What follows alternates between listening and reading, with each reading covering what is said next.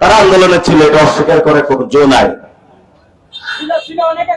হ্যাঁ, অনেকেই ছিল, বিএনপির অনেকেই ছিল, কিন্তু 5 তারিখের পরে লুটপাট গুলা তারা করেছিল, এটাও তাদের অস্বীকার করা যায় না। যেখানে যাই সিএনজি স্ট্যান্ড দখল কে করেছে? বিএনপি। বাস স্ট্যান্ড দখল বিএনপি, বাজারঘাট দখল বিএনপি। রাখছেনটা কি বাংলাদেশে? যা রাখছি ওটা এখনো বাকি আছে স্কুল কমিটি আর মসজিদ কমিটি, আগামী 1 বছরের মধ্যে এটাই সাইজ করে দিব। 17 বছর বুকা ছিলাম, বাংলাদেশ আরো 100 বছর খাইলে তো এটা শেষ হবে না। তোমার জন্য লানত, তুমি মানুষের সেই জনগণের যে টাকা সেটা মেরে দিয়েছ, তুমি বাংলাদেশে কোনো নাগরিক হইতে পারো না। এত এই ধরনের মানুষ রাজনীতি করে, এখন নিজের রাজনীতি করতে লজ্জা পায়। কাদের সাথে রাজনীতি করি? কথার ঠিক নাই, বার্তার ঠিক নাই, রাতে করে মাদকের ব্যবসা, দিনে করে চাঁদাবাজি। আমি এই জন্য কোন টক শোতে যাইতে চাই না। ডালে ঘুরে দেখি একটা, বালু ঘুরে দেখি আরেকটা। আপনারা তো এগুলো থেকে গন্ধ পান না, দুর্নীতির গন্ধ খুব বিশ্রী গন্ধ। আপনার যারা সন্তান বাবারা এখানে একসাথ হয়েছেন, আপনার সন্তানকে বলবেন, বাবা তুমি অন্যায় থেকে দূরে থাকো, তুমি নির্যাতিত হয়েছ গত 17 বছর, এখন তুমি অহংকারী হও না, আল্লাহর দিকে তাকায় হলে একটা সেজদায় পড়ে কালকে থেকে ভালো হয়ে যাও। আল্লাহ অনেক বড় ক্ষমাশীল। এগুলো তারা করে কেন? এটা আমি কোনো লজিকে পাই না। বললে আমার চোখ তুলে ফেলে। এদেরকে কি করা যায়? আপনারা একটা বুদ্ধি দেন। হ্যাঁ, এটা তো জেলে থাকলেও সংশোধন হবে না। গত 17 বছর তো থাকছে, সংশোধন হয় নাই, আসলত পরিবর্তন হয় নাই। হয়েছে? কোন পরিবর্তন হয় নাই। আমরা জনগণের পক্ষে কথা বলি, আমাদের কোনো পদ দরকার নাই, আমরা কোনো লোভ করি নাই। কারণ আপনাদের মনে আছে উত্তরবঙ্গের একটা সন্তান, আমরা তার বাসায় গিয়েছিলাম। বাবা কৃষক, বাবা প্রত্যেকদিন ছেলেকে ফোন দেয়, আবু সাইদ চাকরি হয়েছে? ছেলে বলে বাবা চাকরি হয় নাই। কয়েকদিন পর আবু সাইদ টের পাইল, যেই ব্যাচে পরীক্ষা দিয়েছে ছাত্রলীগ যুবলীগের সবার চাকরি হয়েছে, আবু সাইদের চাকরি হয় না। আবু সাইদের উন্নয়নের প্রতিবাদ করতে হবে। আবু সাইদ গিয়ে রাজপথে দাঁড়াইলো, আবু সাইদের বুকে গুলি করলো। আবু সাইদ বিশ্বাস করতে পারলো না বাংলাদেশের কোন লোক তার বুকে গুলি করলো। কারণ আবু সাইদ বলে, যে লোক গুলি করতে আসছে ও তো আমার পাড়ার প্রতিবেশী, ও তো আমার চাচা। আবু সাইদের বুকে আবার গুলি করলো। আবু সাইদ রাস্তার মধ্যে শুয়ে পড়লো। আবু সাইদ সেই দিন গিয়েছিল আপনাদের সকলের যারা এখানে আছেন, আপনাদের প্রতিনিধি হয়ে আপনাদের কর্মসংস্থানের ব্যবস্থার জন্য। 2 বছরের মাথায় অনেকে আবু সাইদকে ভুলে যাইতে পারেন, আবু সাইদের সেই রক্ত মাখা শাক ভুলে যাইতে পারেন। আমরা ভাই বলতে পারবো না যতদিন বাংলাদেশে জীবিত আছি। নাসির ভাইকে ঘোষণা করেই দিই।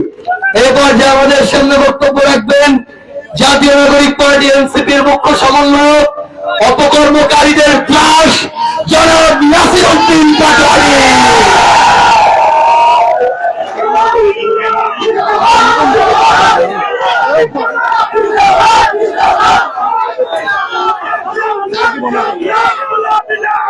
আসসালামু আলাইকুম।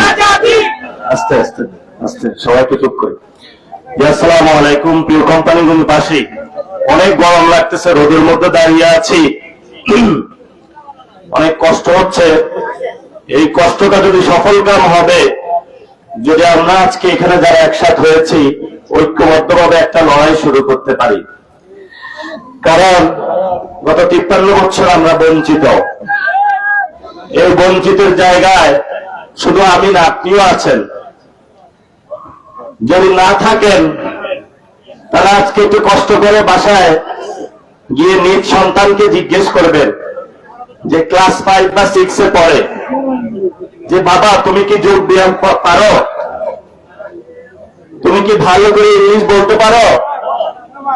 আপনার প্রিয়তম সন্তান উত্তর দিবে যে বাবা পারি না।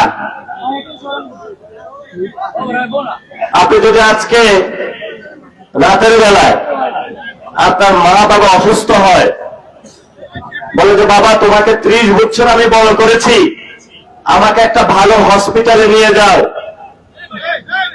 আপনার পকেটে হয়তো টাকা থাকবে না, মা বাপের দিকে তাকিয়ে থাকবেন, আর চোখ দিয়ে অঝরে পানি পড়বে। গিয়ে দেখবেন কোম্পানিগঞ্জে ভালো একটা হসপিটাল নাই। হসপিটাল থাকলেও ডাক্তার থাকলে নার্স নাই, নার্স থাকলে ডাক্তার নাই, ডাক্তার থাকলে ওষুধ নাই। স্কুল কমিটির যিনি হেডমাস্টার 8টার ক্লাস 12টায় আসে, শিক্ষকরা 12টার ক্লাসে 4টায় আসে।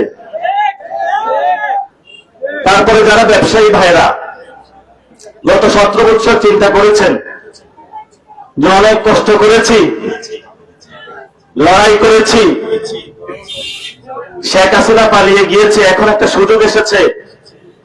এতদিন বউরে একটা কাপড় কিনে দিতে পারি নাই, ব্যবসা ভালো হয় নাই। মার চিকিৎসা করাইতে পারি নাই, ব্যবসা ভালো হয় নাই। তারেক রহমানের সরকার এসেছে, ব্যবসা বাণিজ্য ভালো হবে। এখন সন্ধ্যার পর হয়েছে, 400 টাকা ইনকাম করছেন, একটা ফোন আসছে, দেখে ধরেন না ভয়ে। তারপরে চিন্তা করলেন না ধরলেও তো সমস্যা। ধরার পরে ওই দিক থেকে বলতেছে ওই গালিগুলার মুখে উচ্চারণ করা যায় না, যে টাকা কখন দিবি। বলে যে ভাই কালকে আমার ওয়াইফকে একটু ডাক্তারের কাছে নিয়ে যাইতে হবে, যেই টাকা আছে এই টাকা দিয়ে আমি পারবো না, আমি কালকে আপনার টাকাটা দিব। রাতে স্ত্রীর কাছে গেছে, স্ত্রী বলতেছে কালকে তো ডাক্তারের কাছে যাব, বলছে সম্ভব না। কেন, কি হয়েছে? অমুক দলের 1 লাখ ফোন দিয়েছে, তারা টাকা দিতে হবে। এই পরিস্থিতিতে আপনারা যাচ্ছেন, আমরা জানি। এখন আমার সাথে পথে ঘাটে বিভিন্ন জায়গায় লোকের সাথে কথা হয়, আমি সে যেভাবে বলে ওইভাবে সহজ সরল মানুষ বিদায় মাইকের সামনে এসে বলে দিই, এতে হলে অনেকে ক্ষিপ্ত হয়ে যায়। এখন আমি একা বলাতে পাই আমি বিপদে পড়ে গেছি। এখন আপনারা সবাই একসাথে বলতে হবে, সবাই একসাথে বলতে পারবেন বাংলাদেশে চাঁদাবাজি চলবে, বাংলাদেশে দুর্নীতি চলবে, বাংলাদেশে টেন্ডারবাজি চলবে, বাংলাদেশে খুন চলবে। পুরো জনতা জানিয়ে দিয়েছে কোম্পানিগুলো থেকে এগুলা চলবে না। তাহলে এগুলা কারা করে? এগুলা দেখবেন আশেপাশের লোকেই করে, পুলিশের কাছে দিয়ে লাভ নাই। পুলিশের থানায় গেলে ওই টাকা দিয়ে ওইগুলা সাইজ হয়ে যায়, থানায় গেলে মামলা দিয়ে লাভ নাই, মামলা আপনি দিতে পারবেন না। মামলা দিতে হলে এমপির ফোন লাগবে। যে পুলিশ আপনার ট্যাক্সের টাকা দিয়ে চলে, সেই পুলিশ আপনাকে গুনে না, গুনে হলো এমপিদের, নেতা কর্মীদের গুনে। কি এক অসহ্য জগতে আছি আমরা। এখন আমরা তাহলে কি করব বলেন? এমপি তো হওয়া লাগবেই। আপনারা আগামী স্থানীয় নির্বাচনে কোন দলীয় প্রতীক নাই, একটা তরুণদের সামনে সুযোগ আসছে। তারপর একটা শিক্ষাগত যোগ্যতাও লাগবে। পুরো বাংলাদেশে আপনারা দাঁড়িয়ে যান, কোন দল সমর্থন দিচ্ছে এটা দরকার নাই, দলের চেয়ে জনগণের সমর্থনের উপরে এই পৃথিবীতে আর কোনো কিছু নাই। আছে বাংলাদেশের কোন দলগুলোর টাইম আছে আমাদের? এখন হলো আমাদের জনগণের দিকে তাকাইতে হবে। কত দল আইসে গেছে, 53 বছরে কোন দলে কিছু করতে পারলো না, ইনকামও ওরা দেয় না। প্রিয়তম সন্তানকে জন্ম দিয়েছেন, তাকে ফোন দেন যে বাবা চাকরি হয়েছে, সন্তান উত্তর দিতে পারে না। একদিন ছেলে বলল আমি আর এই ফোন ধরতে পারবো না, চলে একদিন বিদেশে চলে যাই। বন্ধু বান্ধবের সাথে মিলে 100 জন রওনা দিয়েছে। স্পেনের উপকূলে গিয়ে 90 জন মারা গিয়েছে, আর 10 জন উঠছে ওই পাশে। সেই লোকটা যখন টাকা পাঠায় দেশে মা বাপের কাছে, মা বাপ চিন্তা করে এত টাকা কই রাখবে, একটু ব্যাংকে নিয়ে রাখি। সহজ সরল বাবা ব্যাংকে গিয়ে টাকা রেখেছে, ওইদিকে ব্যাংক ম্যানেজার রাতের বেলায় ফোন লাগাইছে, নেতা সাহেব আসেন, ব্যাংকে অনেক টাকা আছে, উঠায় নিয়ে যান। নেতা আসছে, ম্যানেজার সাহেব জিজ্ঞেস করে, কিসের ভিত্তিতে আপনাকে লোন দিব? আপনার কি কোনো জমি জমা ভালো কিছু আছে? কয়টা কিছু লাগবে না, ফোনটা নেন। ফোন ধরা দিছে, গালি দিয়ে বলতেছে, তুই কিসের ম্যানেজার, আগে তাড়াতাড়ি ওকে ঋণ দে। ম্যানেজার বলে, ওর তো কোনো কিছু নাই। আমরা যে কোন দলের কর্মী এটা কি ম্যানেজার বুঝে না? এক ধমকে ম্যানেজার চুপ হয়ে গেছে। কয়েকদিন পরে ওই ব্যাংক ঘোষণা দেয় যে সালাম কোম্পানির মূল্য হলো 22,000 কোটি টাকা, ব্যাংক থেকে আপনার পকেটের টাকা নিয়ে গেছে 1 লাখ কোটি টাকার উপরে। তারপরে ওই সালাম বলে, এখন কিভাবে রক্ষা পাবো? এখানে ব্যবসাটা আরো টাকা লাগা। কই লাগাবো? সালাউদ্দিনের পিছনে লাগা।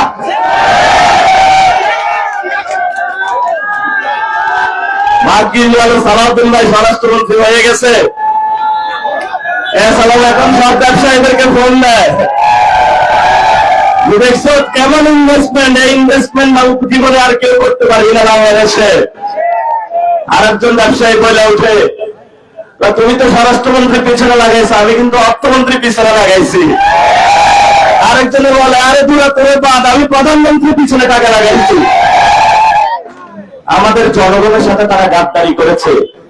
হাইসা হাইসা কথা বলতেছি, এগুলা কিন্তু বাস্তব চিত্র, যার জন্য আপনার সন্তানের চিকিৎসা হয় না বাংলাদেশে। এই কোম্পানিগুলোর মানুষ, আরিফ ভাই বললেন 12 তারিখের পরে নাকি ব্যবসা বাণিজ্য এদিকে খুলে দিলেন। আরিফ ভাই ব্যবসা খুলতে গেলেন হলো মালয়েশিয়াতে। আরিফ ভাই ব্যবসা যেহেতু খুলছেন, আরিফ ভাই ভালো মানুষ, ব্যবসা যেহেতু খুলছেন তো মালয়েশিয়ার আগে কিছু টিকিট কোম্পানি গুনতে দেন। আপনার স্থানীয় যে এলাকায় আপনার এই মানুষগুলা কষ্ট করে ভোট দিয়েছে, কষ্ট করে আপনাকে নেতা না দিয়েছে, অনেক নিপীড়িত ছিলেন, এখন মন্ত্রী পড়ায় থাকেন, তো এই মানুষগুলোর দিকে তাকানো প্রয়োজন। যদি মানুষগুলোর দিকে আপনি না তাকান 5 বছরে, আগামী ইলেকশনে বা স্থানীয় নির্বাচনে এই মানুষগুলো আপনার দিকে তাকাইবে না। যেমন কর্ম তেমন ফল, এটাই তো বাস্তবতা নাকি? আমি তো আজকে চুপ করে আছি, কোনো কথা বলতেছি না, কাউকে বলতেছি, বলার দরকার নাই তাদেরকে। এখন সময় এসেছে আমাদের হাতে ক্ষমতা তুলে নেওয়ার। আজকে দিকে ব্যবসায়ী ভাইরা পুরো বাংলাদেশের ঐক্যবদ্ধ হন, যত বড় ফলে আসুক আর কোন বাংলাদেশে আমরা চাঁদা দিব না। আজকে থেকে সরকারি অফিসে জনগণ আপনারা ঐক্যবদ্ধ হন, যে যত বড় অফিসারে হোক না কেন আমরা কোন দুর্নীতিতে ঘুষের টাকায় অংশগ্রহণ করব না। আজকে থেকে যারা আপনাদের সন্তান পড়াশোনা করে বিভিন্ন প্রতিষ্ঠানে, সেই প্রতিষ্ঠানে গিয়ে বলেন, হেডমাস্টার সাহেব, শিক্ষক সাহেব, এলাকার জল খান, এলাকার পানি খান, এলাকায় সম্মান পান, বাচ্চা বাচ্চা স্কুলে সঠিক টাইমে স্কুলে আসতে হবে, কোনো লটিপটি চলবে না বাংলাদেশে। সরকারি বেতন নিয়ে বাসায় ঘুমায় থাকে। আমারই হলো, আমি এক জায়গায় গেছি, বড় স্কুলের টিচার কই, ওই যে দেখেন ক্ষেতের মধ্যে কাজ করতেছে, ওগুলো 2টা ইনকাম। উনি একসাথে কৃষক, শিক্ষক, অনেক গুণান্বিত তরুণ উদ্যোক্তা। আবার হলো এক দলের সম্মানিত কর্মীও। কেন হওয়া লাগে জানেন? নির্বাচনের সময় কিছু 2 নাম্বারই শিক্ষক আছে, অধিকাংশ শিক্ষক ভালো, এরা হলো প্রিসাইডিং অফিসার হয়, ওইখানে একটা দুর্নীতির মহা উৎসব বসায় দেয়। এটা হলো 5 বছরে একটা বড় ইনকাম, যে ইনকাম দিয়ে পুরো একটা 10তলা বাড়ি উঠায় ফেলতে পারে। কিন্তু টাকাগুলা কার? টাকাগুলা কি আপনার বাংলাদেশের জনগণের? আমরা জনগণের পক্ষে কথা বলি, আমাদের কোনো পদ দরকার নাই, আমরা কোনো লোভ করি নাই। কারণ আপনাদের মনে আছে উত্তরবঙ্গের একটা সন্তান, আমরা তার বাসায় গিয়েছিলাম। বাবা কৃষক, বাবা প্রত্যেকদিন ছেলেকে ফোন দেয়, আবু সাইদ চাকরি হয়েছে? ছেলে বলে বাবা চাকরি হয় নাই। কয়েকদিন পরে আবু সাইদ টের পাইল যেই ব্যাচে পরীক্ষা দিয়েছে ছাত্রলীগ যুবলীগের সবার চাকরি হয়েছে, আবু সাইদের চাকরি হয় না। আবু সাইদের উন্নয়নের প্রতিবাদ করতে হবে। আবু সাইদ গিয়ে রাজপথে দাঁড়াইলো, আবু সাইদের বুকে গুলি করলো। আবু সাইদ বিশ্বাস করতে পারলো না বাংলাদেশের কোন লোক তার বুকে গুলি করলো। কারণ আবু সাইদ বলে যে লোক গুলি করতে আসছে ও তো আমার পাড়ার প্রতিবেশী, ও তো আমার চাচা। আবু সাইদের বুকে আবার গুলি করলো। আবু সাইদ রাস্তার মধ্যে শুয়ে পড়লো। আবু সাইদ সেই দিন গিয়েছিল আপনাদের সকলের যারা এখানে আছেন আপনাদের প্রতিনিধি হয়ে আপনাদের কর্মসংস্থানের ব্যবস্থার জন্য।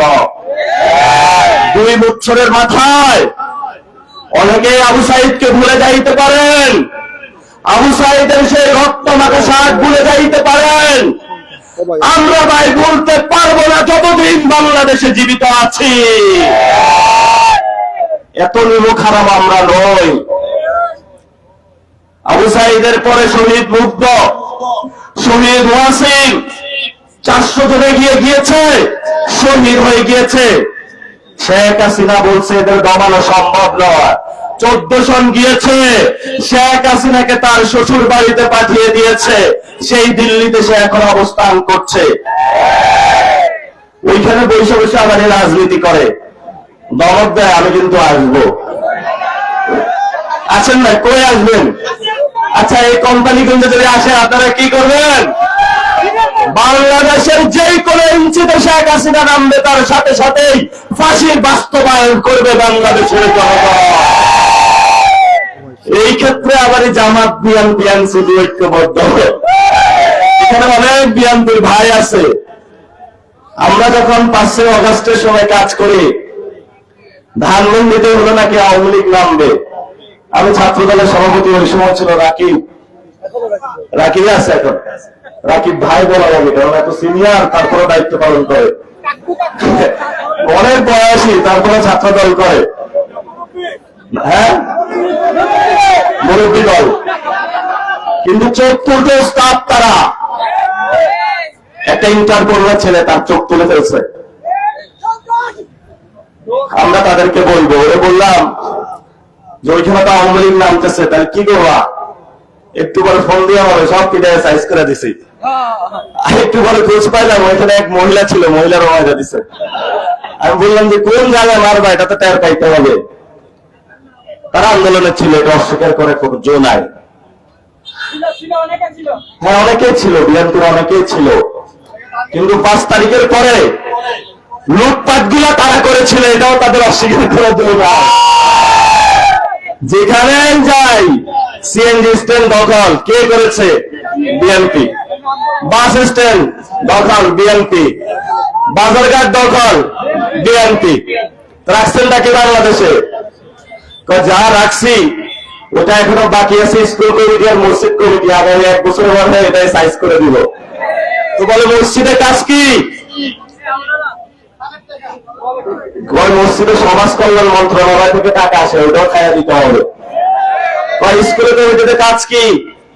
বাচ্চাদের জন্য ছোট ছোট বিস্কুট আছে, ওই টাকাও খাইয়া দিতে হবে। 70 বছর বুকা ছিলাম, বাংলাদেশ আরো 100 বছর খাইলে তো এটা শেষ হবে না। তোমার জন্য লানত, তুমি মানুষের সেই জনগণের যে টাকা সেটা মেরে দিয়েছ, তুমি বাংলাদেশে কোনো নাগরিক হইতে পারো না। এত এই ধরনের মানুষ রাজনীতি করে, এখন নিজেরা রাজনীতি করতে লজ্জা পায়। কাদের সাথে রাজনীতি করি? কথার ঠিক নাই, বার্তার ঠিক নাই, রাতে করে মাদকের ব্যবসা, দিনে করে চাঁদাবাজি। আমি এই জন্য কোন আর টকশোতে যাইতে চাই না। ডালে ঘুরে দেখি একটা, বালু ঘুরে দেখি আরেকটা। আপনারা তো এগুলো থেকে গন্ধ পান না, দুর্নীতির গন্ধ খুব বিশ্রী গন্ধ। আপনার যারা সন্তান বাবারা এখানে একসাথ হয়েছেন, আপনার সন্তানকে বলবেন বাবা তুমি অন্যায় থেকে দূরে থাকো, তুমি নির্যাতিত হয়েছ গত 17 বছর, এখন তুমি অহংকারী হও না, আল্লাহর দিকে তাকায় হলে একটা সেজদায় পড়ে কালকে থেকে ভালো হয়ে যাও। আল্লাহ অনেক বড় ক্ষমাশীল। জনগণের যে টাকা তা ফেরত দিয়ে দেন, স্কুল কমিটির টাকা ফেরত দিয়ে দেন, বাস স্ট্যান্ড গুলা খালি করে দেন, যিনি বাসের ব্যবসা করে শ্রমিক তাদেরকে ছেড়ে দেন। তারা অনেক দুঃখ কষ্ট করে সারাদিন একটা বাস চালায়, সিএনজি স্ট্যান্ড ছেড়ে দেন। একটা লোক নিজের সিএনজি কেনার টাকা নাই, সেই লোক আরেকজনের সিএনজি চালায়, ওইখান থেকেও সে ভাগ বসায়। কত লজ্জা তাদের জন্য। ভাই আমি কি এতক্ষণ খারাপ কিছু বলেছি? এগুলো তারা করে কেন? এটা আমি কোনো লজিকে পাই না। বললে আবার চোখ তুলে ফেলে। এদেরকে কি করা যায় আপনারা একটা বুদ্ধি দেন। হ্যাঁ, এটা তো জেলে থাকলেও সংশোধন হবে না। গত 17 বছর তো থাকছে, সংশোধন হয় নাই, খাসলত পরিবর্তন হয় নাই, হয়েছে কোন পরিবর্তন হয় নাই। এখন মিডিয়া ভাইরা আজকে অনেকে এসেছে, ওনাদের জন্য কিছু কথা বলতে হবে। ভাইরা অনেক কষ্ট করে, সব মিডিয়ার ওনারা যারা মিডিয়া চালায়, মানে মিঠু রিপোর্টিং করে মাঠে, ওনারা সবাই খারাপ না। খারাপ হলো মালিকরা, এরা হলো জনগণের টাকা মেরে দেয়, দিয়ে সাংবাদিকদের বলে এই রিপোর্ট তো করতেই হবে। উনি তো অসহায় মানুষ। তা আমরা যেটা বাংলাদেশে এখন দেখতে পাচ্ছি, আমার একটা 2 বছরের সন্তান আছে। আপনাদের কার কার সন্তান আছে একটু হাত তোলেন তো। ও অনেক দেখি বিবাহিত, যাক আলহামদুলিল্লাহ। বিবাহিত হওয়ার পরে যখন যাদের সন্তান হয়, এই সন্তান হওয়ার সময় 10 মাস 10 দিন হলো আপনার ওয়াইফ প্রেগন্যান্ট থাকে, ওই সময় তাকে ভালো ভালো খাওয়াইতে হয়। যারা ইসরায়েল ইহুদি তারা তাদের এই সোসাইটিকে খুব ভালোভাবে গড়ে, মধু খাওয়ায়, বেদানা খাওয়ায়। বাংলাদেশে অনেক ফ্যামিলির সাথে কথা বলেছি, প্রেগনেন্ট অবস্থায় মহিলাকে খাওয়াইতে পারে না, ফলে তো মা অসুস্থ হয়ে যায়, বাচ্চারা যখন জন্মগ্রহণ করে সেও অসুস্থ থাকে, স্কুলে পাঠায় ভালো মতো মনে থাকে না। এই জন্য বলবো সরকারের যে পুষ্টি ব্যবস্থা, ভিটামিন পাঠায় আপনার বাচ্চার জন্য উপজেলা স্বাস্থ্য কমপ্লেক্সে, একটা ছোট মাসুম বাচ্চারে ভিটামিন হলো ওই চোরের গোষ্ঠী বাইরা দেয়। উপজেলা স্বাস্থ্য কমপ্লেক্স ঠিক নাই। আমরা আপনাদের সন্তান হিসেবে আপনাদের সামনে দাঁড়িয়েছি। আগামীর বাংলাদেশ তারেক রহমান চালাইতে পারবে না। ওনার 6 মাসে উনি প্রস্তুত এবং প্রমাণ করে দিয়েছেন উনি বাংলাদেশ চালানোর পরীক্ষায় ফেল করেছেন। যে পরীক্ষায় ফেল করেছেন এই পরীক্ষায় আর তাকে দ্বিতীয়বার বসানো উচিত না। কারণ 18 কোটি মানুষ, এই মানুষের যেই পরীক্ষায় ফেল করে, এই বাসের ড্রাইভার যদি 18 কোটি মানুষকে নিয়ে অ্যাক্সিডেন্ট করে, বাংলাদেশের সার্বভৌমত্ব আর খুঁজে পাওয়া যাবে না। সিকিম চলে গিয়েছে, হায়দ্রাবাদ চলে গিয়েছে, অনেক অঙ্গরাজ্য দখল হয়ে গিয়েছে ভারতের কাছে। আপনারা সিলেটবাসী সঠিক সিদ্ধান্ত নিয়েছিলেন, সেই সময় বলেছিলেন ভারত একটা খুনি রাষ্ট্র, আমি বাঙালি, আমি সিলেটি মানুষ, সিলেটে থাকবো, আমার ভারতে যাওয়ার দরকার নাই। এখন যদি সিলেটে কি কেউ ভারতে নিয়ে যেতে চায়, সিলেটবাসী কি ওই দিকে যাবে? তাহলে সিলেটে যে সীমান্ত হত্যা হয় এগুলো নিয়ে এমপিরা কথা বলে না কেন? সিলেটে যে মাদকের চালান ঢুকে তরুণ প্রজন্মকে নষ্ট করে দিচ্ছে, এগুলো নিয়ে যারা রাজনীতি করে কথা বলে না কেন? বলে না কারণ রাতে ভাগ পায়। এজন্য আমরা বলবো, প্রিয় বাংলাদেশ, তারেক রহমান অলরেডি ক্ষমতা চালাইতে ব্যর্থ হয়েছে। আপনারা অনেকেই তারেক রহমানের সাথে আছেন, যারা আমাদের সহযোদ্ধা, হয়তো নিজের দলের যারা কর্মী তাদের টাকার সংকুলনের জন্য অনেক অফিসার তারেক রহমানের সাথে যোগ দিয়েছেন। আপনার একটা ফ্ল্যাট গুছানোর জন্য বা একটা বাড়ি গুছানোর জন্য আমরা বাংলাদেশের মানুষের পক্ষ থেকে আপনাদেরকে বলতে চাই, তারেক রহমান যদি সংস্কার বাস্তবায়ন করে তাহলে উনি খেলার মধ্যে যেমন সেকেন্ড চান্স, একটা সেকেন্ড লাইফ পায়, এই ধরনের সেকেন্ড লাইফ পাওয়ার একটা সুযোগ আছে। যদি তা না হয়, যদি আমাদের 1400 শহীদ ভাইদের তারেক রহমান বিচার করতে সক্ষম না হয়, তাহলে বাংলাদেশের তরুণ যুবক যারা আমরা রয়েছে আমরা সবাই ঐক্যবদ্ধ হয়েছে, আমরা ক্ষমতা নিতে প্রস্তুত। এবার আমরা আর কোনো উপদেষ্টা বানাবো না, সবাই দেশটার একটা 12টা বাজারে চলে গেছে।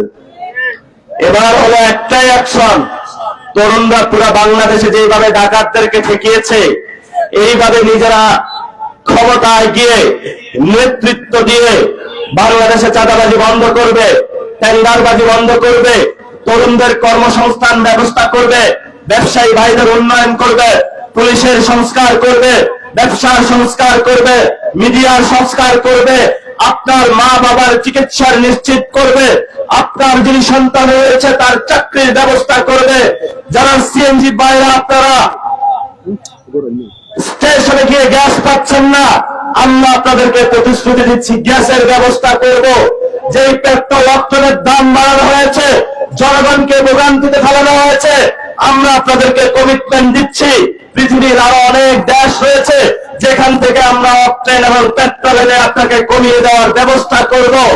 এবং আমরা আপনাদেরকে বলতে চাই, সিন্ডিকেটের কারণে উত্তরবঙ্গের যেই 10 টাকার সবজি ঢাকায় গিয়ে 100 টাকা হয়, আমরা সেই সিন্ডিকেট বন্ধ করে 10 টাকার সবজি আর 10 টাকার যাতায়াত 20 টাকা আর 5 টাকা লাভ 25 টাকা আপনাদের হাতে ইনশাআল্লাহ তুলে দিতে প্রস্তুত আছে।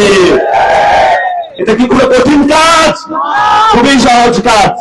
10 টাকার উৎপাদন, 10 টাকা যাতায়াত, 5 টাকা হলো লাভ, অনেক লাভ আলহামদুলিল্লাহ। সিন্ডিকেট সব বাদ। এটা কোনো কঠিন কাজ? এটা তো একদিন বললে তারা ক্রমান বন্ধ করতে পারে না কেন? হ্যাঁ, সবাই বলছে শিশুর আমি হত্যার বিচার হয় না। এটা তো প্রতিশ্রুতি দিয়েছিল 1 মাসের মধ্যে হবে। বাংলাদেশ আর কোন প্রতিশ্রুতি আসলে কাজ করে না। কেন করে না জানেন? কারণ আপনি তাকে সুযোগ দিয়েছেন, সে ক্ষমতায় বলে বসেছে। জনগণ তোমাকে গুনার টাইম নাই। আপনি আজকে প্রতিজ্ঞা নেন, তুমি যদি আমাকে না গুনো, আমরা আজকে ঘোষণা করছি তোমাকেও আমাদের গুনার টাইম না। আপনারা দেখেছেন যে বক্তব্য বলে শেষ করব, শহীদ উসমান হাদি, শহীদ উসমান হাদি বাংলাদেশের সূর্য সন্তান, আজাদীর পক্ষে দাঁড়িয়েছিল, সার্বভৌমত্বের পক্ষে দাঁড়িয়েছিল, ইসলামের পক্ষে দাঁড়িয়েছিল। বাংলাদেশে তাকে দিনে দুপুরে খুন করে সরিয়ে দেওয়া হয়েছিল। প্রধানমন্ত্রী দেশে এসে বললেন আমরা শহীদ উসমান হাদির হত্যাকাণ্ডের বিচার করব। আজকে 6 মাস অতিবাহিত হয়েছে, আপনার বাবার খুনিকে পাওয়া গিয়েছে। যেই হত্যাকাণ্ড হয়েছিল আর অনেক আগে, রিসেন্ট হত্যাকাণ্ড শহীদ উসমান হাদির খুনিকে আপনি খুঁজে বের করতে পারেন না। আমরা মনে করি আপনার সদিচ্ছা নাই। বাংলাদেশে যদি শহীদ উসমান হাদির খুনের হত্যাকাণ্ডের বিচার না হয়, একটা তরুণ বাংলাদেশের রাজপথ থেকে উঠবে না, এটা আপনি মনে রাখেন। সবাই হাত তুলে বলেন তারা শহীদ উসমান হাদির বিচার চায়। দেখেছে তারেক রহমান, হাতগুলো দেখেন, এই হাতগুলো শহীদ উসমান হাদির সেই নেই, এই হাতগুলো শহীদের তামান্নায় প্রস্তুত আছে বাংলাদেশে।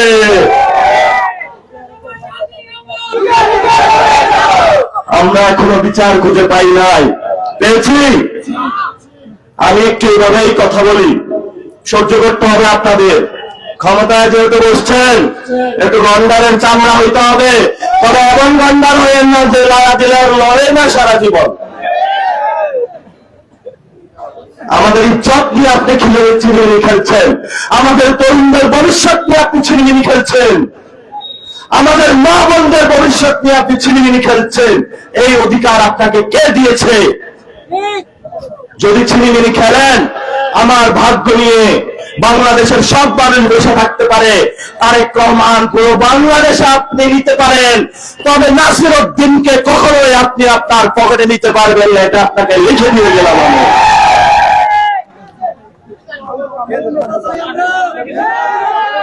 জীবন তো দুইটাই, জীবন তো দুইটাই, হয়তো জেল নাইলে তো কবর।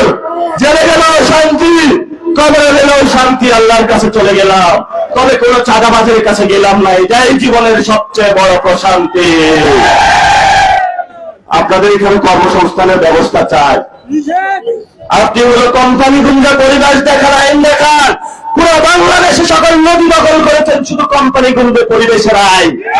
যদি পরিবেশের আইন অ্যাপ্লাই করতে হয়, যদি কোম্পানি গুঞ্জ করেন তবে পুরো বাংলাদেশে করতে হবে। মানুষের পেটে লাচ্ছি দিয়েছেন, কোম্পানিগঞ্জের প্রত্যেকটা ঘরে ঘরে চুলায় আগুন জ্বলে না। এখন শ্রমিক মানুষ তার জীবনের কর্মসংস্থান তারা কেড়ে নিয়েছে। ফাইজলামি পাইছেন নাকি? আমরা আবার আসবো, ঐক্যবদ্ধ থাকবেন, বারবার আসবো। ঘরে থাকবেন, সুস্থভাবে থাকবেন, ছেলে সন্তানকে ভালো করে পড়াশোনা করাবেন, যারা মুরব্বী আছে তাদেরকে শ্রদ্ধা করবেন, ব্যবসায়ী ভাইদেরকে নিরাপদ রাখবেন। 10 মাস 10 দিন যারা গর্ভে ধারণ করবে, জন্ম দিয়েছে, সেই মা বোনদেরকে আপনারা সর্বোচ্চ ভালোভাবে রাখবেন। এবং আপনাদের যারা প্রতিবেশী রয়েছে তাদের প্রত্যেকের যদি একটা রুটি আপনারা বানান, বাসায় সবার সাথে ভাগ করে খাবেন। অনেক সংকট বাংলাদেশ থেকে এসেছে, শুরু করেছে। ব্যাংকে 5 লাখ টাকার উপরে উঠানো যায় না। বড় একটা অর্থনৈতিক সংকটের দিকে তারেক রহমান আমাদেরকে নিয়ে যাচ্ছে। আমরা আপনাদেরকে বলবো, সবাই ঐক্যবদ্ধ থাকবেন, কোন বিভক্তি নয়। যেখানে বিএনপি এবং জামাতের ভাইরা এসেছেন, আমরা বিভক্তি চাই না, ঐক্যবদ্ধভাবে থাকবেন। সন্ত্রাসের বিরুদ্ধে লড়াই হবে, সন্ত্রাসের বিরুদ্ধে লড়াই হবে। ভালো মানুষগুলো ঐক্যবদ্ধ থাকবে, খারাপ মানুষের বিরুদ্ধে লড়াই হবে। কোন দল এখন দরকার নাই, লড়াই একটাই, ভালো খারাপ কোন দল কে করেছে দেখার দরকার নাই। যারা খারাপ তারা জেলে থাকবে, যারা ভালো তারা কোম্পানিগঞ্জে এখানে ব্যবসা বাণিজ্য করবে। কথাটা ঠিক আছে? এখন হলো স্থানীয় নির্বাচনে আমি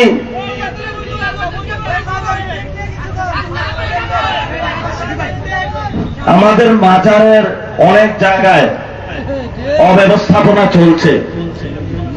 কেউ মাজার দখল দেওয়ার চেষ্টা করতেছে। আবারই হলো সিলেটে অনেক ঝামেলা হচ্ছে। আমরা বলবো যে মাননীয় সরকার এটা সমাধান করেন। আরিফ ভাই সমাধান করেন। আমরা বলি হযরত শাহজালাল ঘুমায় আছে, হযরত শাহজালালের সাথে কেউ বিয়াদবি করবেন না। আবার আমরা মাজার কর্তৃপক্ষকেও বলবো, আমি ওইখানে ইরানে দেখেছি যে শিরিনগুলো অনেক সুন্দর, অনেক ইনস্টিটিউট হয়। আমি শাহজালাল মাজারে গেলাম, জিজ্ঞেস করলাম আপনারা কি প্রতি মাসে একটা পত্রিকা বের করেন? কয় না। বললাম এখানে এডুকেশন সিস্টেম আছে? কয় না।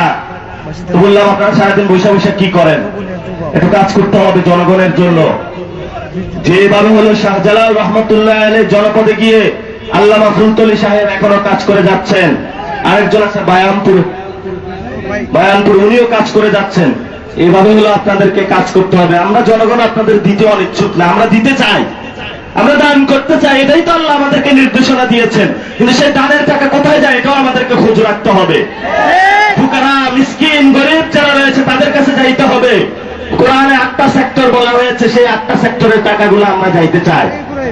কোন ব্যক্তির কাছে যাতে না যায় সেই ব্যবস্থা করতে হবে। আমাকে সার্জি সালাম বলেছেন সময় শেষ হয়ে গিয়েছে। এই ভাইকে আপনারা চিনেন? আমি আগে চেক করে নিই এই ভাই কি কোন দুর্নীতি, চাঁদাবাজ, বানো আকাম কুকাম করেছে? এখানে কেউ সাক্ষী দিতে পারবেন? এরকম কেউ আছে? অনেকেই বলেছেন করে নাই, তবে তো লোক ভালো। এই লোকরা আপনারা একটু উপজেলা চেয়ারম্যান পদে ভোট দিবেন, 100-তে 100 দিবেন। শুনেন, আপনিও আজকে বুক ফুলে দেন না। আপনার আজকে মানুষগুলোর ঘরে ঘরে যাইতে হবে, যায় বলতে হবে মা একটা ভোট দিয়েন, বাবা একটা ভোট দিয়েন। বলবেন আমি আপনার খাদেম, আমি আপনার নেতা না। আজকে যায় তাদেরকে কমিটমেন্ট দিবেন, আমি দুর্নীতি চাঁদাবাজ করবো না। হযরত খলিফা ওমর যেভাবে মানুষের কাছে গিয়ে রাতের আধারে তাদের খোঁজ খবর নিয়েছে, তাদের কাছে এভাবে যাইতে হবে। এই মানুষগুলো ভালোবাসার জন্য তাকিয়েছে, ভালোবাসতে যান, দেখবেন আপনার টাকা লাগবে না, কোনো কিচ্ছু লাগবে না। মানুষ ভোট দিয়ে আপনাকে বিজয় করে রাস্তায় ঘোরাবে। সিলেটের মানুষ দিতে চায়, নিতে চায় না। মন অনেক উদার, মন অনেক বড় না। আরিফে কিছু দিছে, যা দেওয়ার নিয়ে গেছে। আরো নেন আরিফ ভাই, লাভ নাই। তবে এবার কিছু দেন। মালয়েশিয়া লোক পাঠানোর ক্ষেত্রে সিলেটের লোকদের অগ্রাধিকার দিবেন। হ্যাঁ, সিন্ডিকেট বেশি, এগুলো আরিফ ভাই ভাইয়া দিবে আশা করি, না ভাঙতে পারলে তো কি করবো, তাহলে আর থাকবে না। আজকের প্রোগ্রামে নাকি বিএনপির ভাইরা সহযোগিতা করছে, কি আপনারা কি ভালো হয়ে গেলেন নাকি? বিএনপির ভাইদের সাথে আমার অনেক জায়গায় কথা হয়, কিন্তু কিছু উশৃঙ্খলা আছে বুঝছেন, এগুলোর তার সমাধান করা যায় না। এগুলা বিএনপির ভাই আপনারাই সমাধান করবেন, আমাদের এগুলো নিয়ে বসবাস করতে হয় না, আপনারই প্রোগ্রামে বসতে হয়, আপনারই এগুলো মানিজ্যর টান দেয়, আপনারই চোখ তুলে ফেলবে কয়েকদিন পরে, নিজের চোখ বাঁচাইতে হলে এদের বিরুদ্ধে আপনার দাঁড়াইতে হবে। সবাই দোয়া করবেন, অনেক কথা বলে গেলাম, শুনে গেলেন বাসায় গিয়ে ভুলে গেলেন, এটা লাভ নাই, আমল করবেন, ওলি আল্লাহদেরকে শ্রদ্ধা করবেন, ইসলামের পক্ষে থাকবেন। আমি তো এটা বলছি, খাম্বা আছে বিদ্যুৎ থাকে না, এখন খাম্বা আছে বিদ্যুৎ থাকে, ঠিক আছে ইনশাআল্লাহ আমরা আসলে বিদ্যুতের সমাধান করব, গ্যাসের সমাধান করব।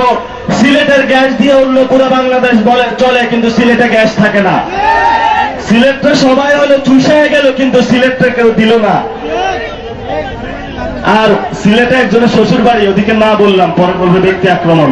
রাস্তাগুলোর এত বাজে অবস্থা, পুরা লক্কর চক্কর অবস্থা সিলেটের রাস্তার। আমরা বলবো মাননীয় প্রধানমন্ত্রী বিমানে না আইসা সিলেটে একদিন বাসে করে আইসেন, দেখবেন টের পাইবেন সিলেটের কি অবস্থা। আপনি আসেন, আর যাওয়ার সময় সিলেটে কয়েকদিন থাইকা রাস্তাগুলো সুন্দর করে তারপরে সিলেট থেকে যান। সিলেটবাসী আপনার জন্য তাকে আছে, সবাই দোয়া করবেন। আসসালামু আলাইকুম ওয়া রাহমাতুল্লাহি ওয়া বারাকাতুহু। দেখা হবে আবার বিজয়ের পথে।